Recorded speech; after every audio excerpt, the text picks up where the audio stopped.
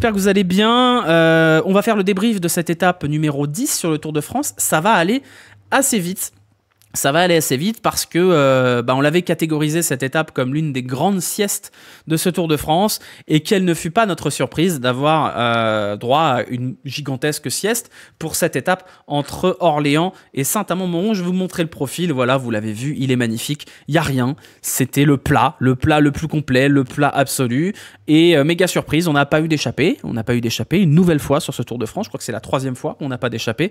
Il va falloir en parler un petit peu, on va parler de ça parce que moi ça commence à me chagriner un petit peu qu'on laisse des étapes sans échapper comme ça. Oula, il y a un problème sur le chat là. Qu'est-ce qui s'est passé? Qu'est-ce qui lui arrive au chat là? J'ai raté le Bob Cochonneau, terrible. Le vent pour l'étape de Nîmes. Oui, on va voir ça plus tard.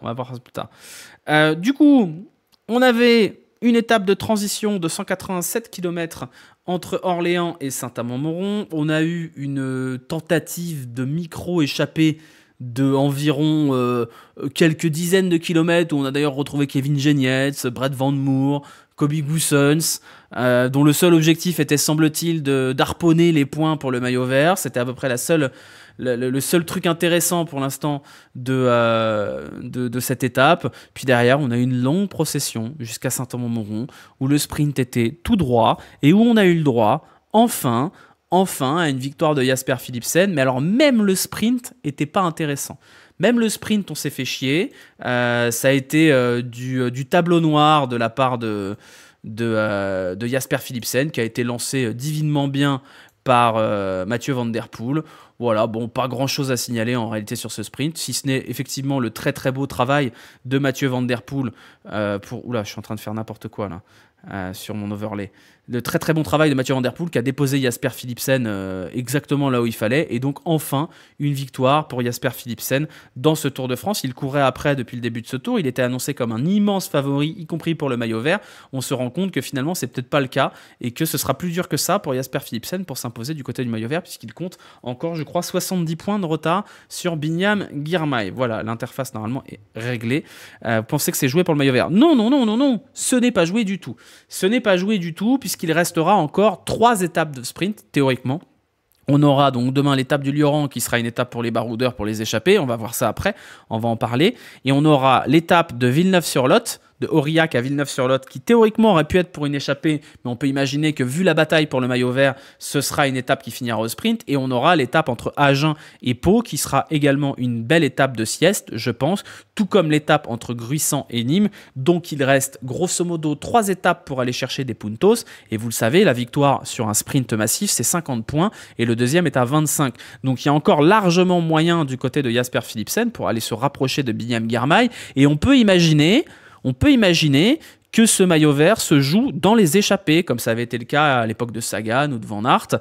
On peut imaginer que l'écart entre Binyam Girmay et Jasper Philipsen soit suffisamment faible pour que Binyam Girmay aille consolider son maillot vert dans des échappées pour aller chercher les points du sprint inter, là où Jasper Philipsen ne sera pas forcément capable de passer les cols les plus difficiles de cette dernière semaine, puisque pour l'instant on est encore sur une deuxième semaine plutôt peinard jusqu'à samedi-dimanche, mais à partir de samedi-dimanche, ça va être la guerre à peu près tous les jours. Les 13 points de pénalité, ça fait mal quand même pour Philipsen. Oui, mais après, à un moment donné, s'il faisait pas n'importe quoi aussi, ça serait mieux pour lui.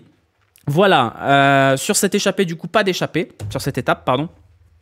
Pas d'étape, c'est un lapsus, mais vraiment pas d'étape à signaler. Je vais quand même vous montrer le classement de cette étape pour vous montrer que quand même, on a toujours les mêmes noms qui ressortent. Binyam Girmay 2e, toujours Pascal Ackermann, finalement Pascal Ackermann qu'on aurait pu enterrer complètement. Il est 3e, les loulous, il est 3e. Gaviria, Bennett, Degenkolb c'est une petite surprise. Et Axel Zingl qui fait mumuse. On aurait pu imaginer que Brian Cocard serait meilleur qu'Axel Zingl en sprint. Eh ben non, Axel Zingl il fait la fiesta. Voilà, bon, on est sur les mêmes noms. Toujours une certaine déception du côté d'Arnaud Demar, qui n'est pas capable de faire des top 10. Voilà, on sait désormais qu'on aura un duel plus ou moins entre Philipsen et Girmay du côté du maillot vert. Petite déception du côté de Arnaud Delis aussi, très mal placé sur ce sprint-là. Peut-être qu'Arnaud Delis trouvera davantage son bonheur du côté des étapes un peu plus cabossées. Aujourd'hui, c'était vraiment pur sprint. très très très Jasper Philipsen compatible, ça n'a pas manqué. Je suis toujours quand même surpris par Binyam Girmay qui est capable de faire des top 3, voire de gagner sur des sprints qui sont des purs sprints de sprinteurs massifs. Les prochaines étapes seront plus favorables à Binyam Girmay. Voilà à peu près sur ce qu'il y avait à dire sur cette étape. On va se projeter sur l'étape de demain, parce qu'il y a quand même 2 belles choses à voir. L'étape de demain, c'est la première étape pour puncher grimpeur depuis Bologne. On devrait avoir normalement demain une grosse échappée qui sort. Enfin, je pense même qu'on aura un groupe de 20, voire 25 qui va essayer de sortir sur le plat. Ce sera difficile pour les purs grimpeurs de sortir sur le plat, parce que vous voyez que cette étape, elle est quand même plus favorable dans son début au baroudeur, avant qu'on arrive dans les choses sérieuses dans le final de l'étape. C'est le même final, on va le regarder un peu plus tard, que celui qui avait couronné Greg Van Avermaet et qui lui avait offert le maillot jaune il y a quelques années. Donc c'est une étape plutôt pour puncher que pour grimpeur. On regardera le final juste après. Demain, difficile de s'endormir. Je pense que demain, on va avoir une échappée qui va mettre 50 km à sortir. Et on devrait avoir dans cette échappée plein de jolis noms, plein de usual suspects, une bonne partie de la Groupama FDJ, je pense, peut-être enfin Decathlon AG2R, qu'on a très peu vu dans ce début de Tour de France. Enfin, ils vont retrouver des terrains qui sont plus favorables à eux, et je pense demain qu'on pourrait voir une sorte de Royal Rumble des équipes qui ne défendent pas de place au classement général. On va avoir le temps de voir un petit peu. Je voulais vous montrer le profil du final, puisqu'on a un très bel enchaînement de 4 voire 5 difficultés avec le col de Nérol, le Puy-Marie, le col de Pertu, et on aura un enchaînement de cols assez roulant avec le col du Fond de Serre et le Lioran pour arriver. On voit que c'est relativement roulant dans les 10 derniers kilomètres et que la différence, elle se fera probablement du côté du Puy-Marie et probablement du côté du col du Pertu. C'est un très bel enchaînement, c'est une très belle étape qui ne fera probablement pas d'écart du côté du classement général, mais qui promet du côté des punchers.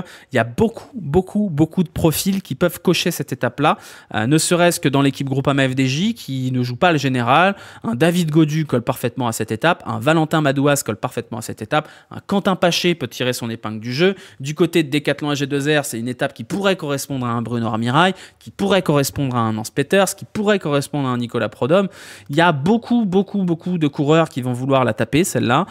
Donc on est vraiment sur une étape très intéressante du côté du jeu des échappées. Je pense qu'on aura effectivement beaucoup de Français devant. Je vais vous montrer un petit coup de start list pour qu'on fasse un peu l'inventaire des équipes qui jouent le général ou qui ne jouent pas le général. Voilà, je vais vous la remonter. Si on prend dans l'ordre, Visma Lease the Bike, UAE, ça joue le général. Jayco Alula, on peut imaginer un Michael Matthews. Il avait gagné à Mende sur un profil qui était légèrement similaire. On peut imaginer du côté de Ineos qu'on va envoyer un Thomas Pidcock à l'avant. C'est un profil qui correspond à peu près à ça. Du côté de Lidl Trek, je pense qu'un Tom Scoins ou un Julien Bernard vont tenter d'être à l'avant. Du côté de Decathlon AG2R, on a vu que Félix Gall n'était pas dans la forme de sa vie, mais Dorian Godon, Paul Lapera, Nance Peters, c'est une étape pour eux. Du côté de la Bahreïn, Bilbao, il est encore trop proche au général, je crois, mais ça peut lui correspondre. Fred Wright, Matej Mohoric, c'est des coureurs qui peuvent coller à cette étape-là.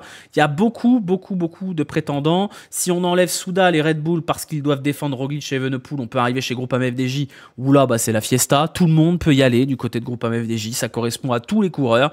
Peut-être pas à Clément Rousseau, mais à tous les autres.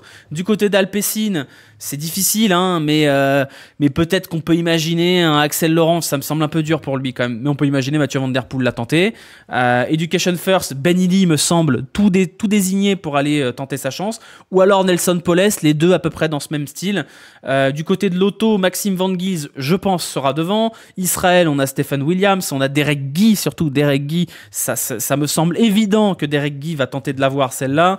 Cofidis, Axel Zingl, éventuellement, Yon Izagirre aussi, Jesus Serrada, c'est typiquement pour lui, ça. Movistar, on va regarder, Movistar, Royer Lascano va la tenter, peut-être même David Formolo. Du côté d'Arkea, on a du Kevin Vauquelin qui sera devant, je pense. Clément Champoussin, peut-être. Intermarché, on peut imaginer qu'on aura du Georg Zimmermann qui va aller devant. DSM, c'est une évidence absolue. On devrait, selon toute vraisemblance, avoir Romain Bardet devant demain parce qu'il y a son virage, parce qu'on n'est pas très loin de chez lui. Le Lioran, c'est pas très loin de Clermont-Ferrand, c'est pas très loin de Brioude. J'imagine bien Warren Barguil partir dans l'échappée avec lui également. On a très peu vu pour l'instant Oscar Onley. On peut imaginer que DSM mette le paquet sur cette étape, qu'ils partent à 3 devant, c'est une possibilité. Bon, Astana, on s'en fout, c'est Astana. Uno X, bon... Jonas Abrahamsen sera devant, hein, parce qu'il fait mumuse, ça l'amuse. On peut imaginer que Tobias Aland Johannessen aussi ait coché cette étape-là. Et du côté de Total Energy, on a également pas mal de coureurs qui correspondent à cette étape, notamment Steph Kras ou Mathieu Burgodeau. Donc autant vous dire que ça fait quand même beaucoup de noms à cocher pour votre jeu de l'échappée. Voilà, je vois que vous jouez en ce moment même, Kertieri notamment, Van Gremmel qui fait partie des favoris également. Bardet sur la partie plate plus roulante. Bardet, s'il doit pouvoir gagner cette étape, il faut qu'il parte plus tôt. Si Bardet veut réussir à gagner cette étape, il faut qu'il parte dans la partie la plus dure, c'est-à-dire celle du Puy-Marie, pour éventuellement prendre de l'avance derrière.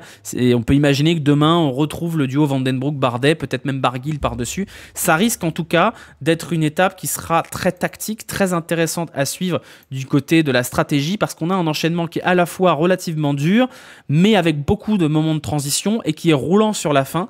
Donc je pense vraiment demain que ce sera une très très belle étape. Et qu'on devrait avoir du grabuge du côté de l'échappée. On aura plein de petits groupes partout, plein de coureurs qui essayeront d'anticiper. Ça risque d'être très très très intéressant et je vous invite à la suivre en tout cas dès le début de l'étape. Voilà.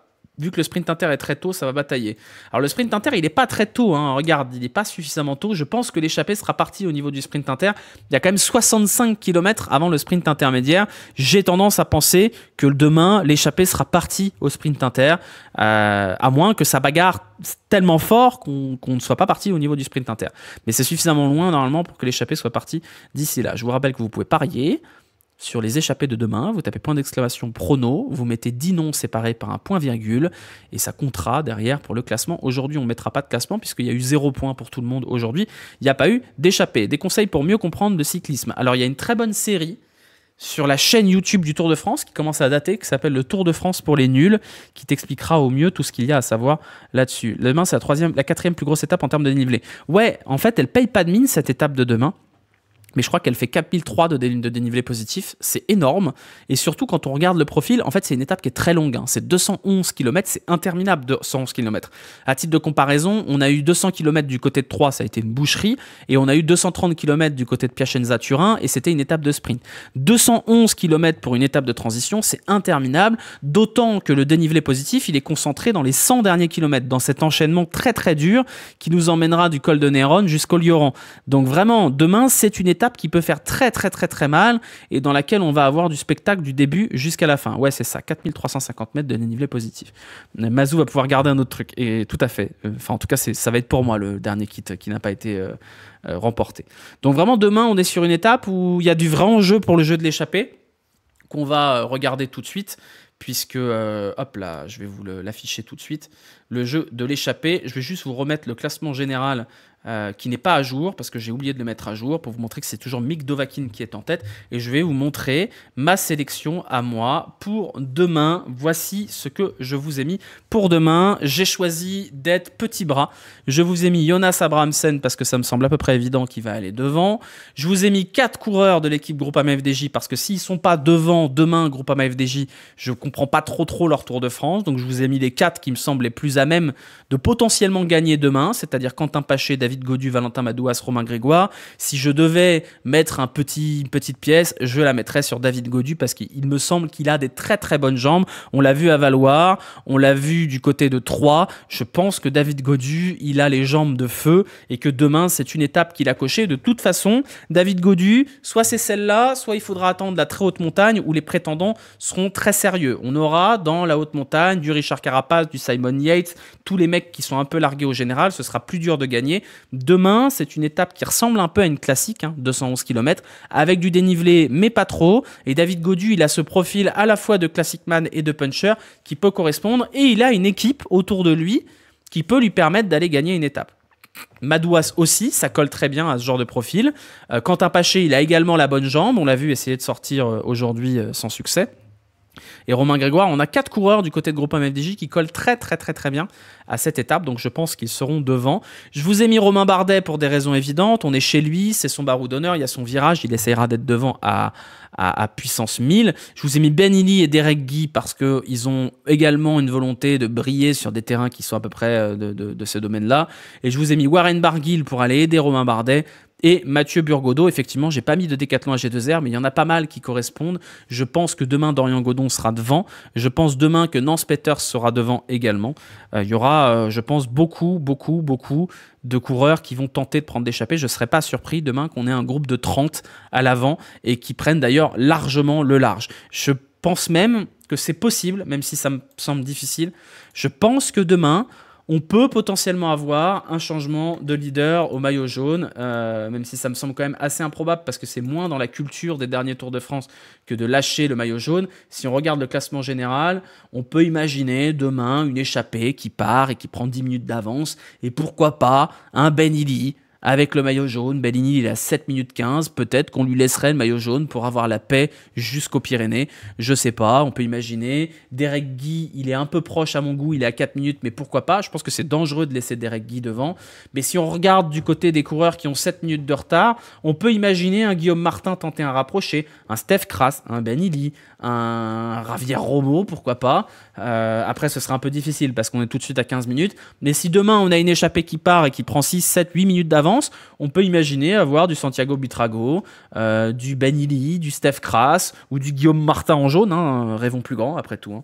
J'y crois moyen. Je vous avoue que j'y crois moyen parce que je sais, c'est pas dans la culture de UAE de lâcher le maillot jaune aussi tard dans le Tour de France. Mais pourquoi pas, après tout, pourquoi pas. Voilà pour ce débrief. Vous voyez, on l'a expédié en un quart d'heure, c'est pas mal.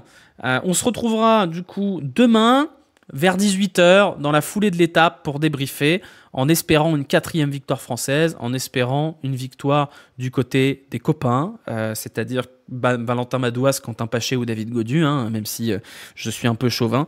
Ce sera dans la foulée de l'étape, du coup ce sera à 18h. Soyez là, pour ceux qui sont sur YouTube, merci d'avoir suivi ce débrief. Vous le regarderez probablement demain pendant l'étape. Je vous souhaite une bonne fin de soirée à vous, on dit au revoir à YouTube dans le chat. Bisous, à bientôt.